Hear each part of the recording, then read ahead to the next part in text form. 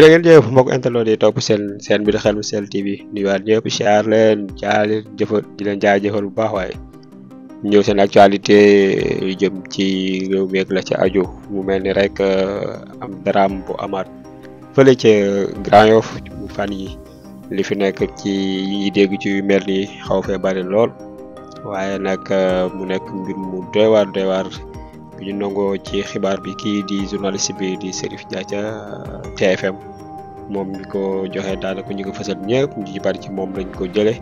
waaye ñëw ca détaillé waaye lañ ca jot a jàpp rek ca dëkkandoo ya fa nekk ci yenn interview yi ñu ci gis moom taximan bi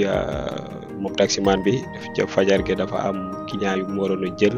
yóbbu leen fële ca boom Marisé ñu war a voyage ci biir loolu nag ci la tombé ci ñooñu doon nga xam ne ñooy génn di dogaale nit yi mooy les agresseurs ñu koy waxee rek saa su ne ci ay balu fetal am ca ba bal perdu daal ko ca moom